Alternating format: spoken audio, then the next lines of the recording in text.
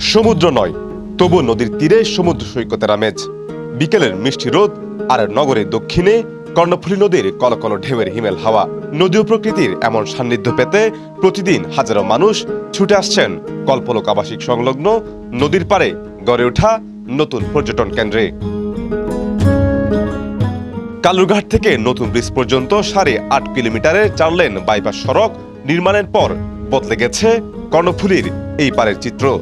নদীর তীর জুড়ে বাঁধায়ার আধুনিক ব্লকের কারণে স্থানীয়দের কাছে জায়গাটি পরিচিত পেয়েছে কল্পলোক বিচ নামে। এখানে বিকেল গড়াতেই জমে ওঠে দর্শনার্থীদের আনাগোনা। পরিবার ও পরিজন নিয়ে নদীর চরে সময় কাটানো, মেঠপথ ধরে হাঁটা কিংবা কর্ণফুলীর বুকে নৌভ্রমণ, সব মিলিয়ে এই এলাকাটি এখন স্থানীয়দের কাছে এক জনপ্রিয় অবসর কেন্দ্র। আসলে শুক্রবার দিন তো সবাই বের হয়, তো আমার হাজব্যান্ড বেশি ব্যস্ত থাকে, তো বেরোতে পারে না। আজকে জোরপূর্বক বের করে নিয়ে আসছি যে এখানে ঘুরতে আসবো। আর এটা হয়েছে যখন শুনছি, অনেক দিন আসছি, প্রথম একবার তেমন কোলাহল ছিল না, এখন তো এসে দেখি অনেক মানুষ সবাই আসে, দেখি তো এসে ভালোই লাগলো।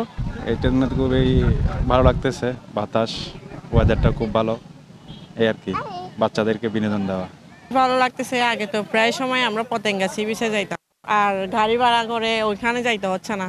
এখন আমরা এখানে আসতেছি, এখানে ঘুরতে পারতেছি, বাচ্চাদেরকে নিয়ে বেশ ভালোই ঘুরতে পারতেছি।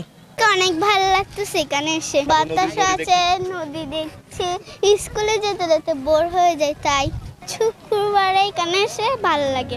আর ছুটির দিন বা সন্ধ্যায় দর্শনার্থীদের এমন ঢলকে কেন্দ্র করে গতি ফিরেছে স্থানীয় অর্থনীতিতেও।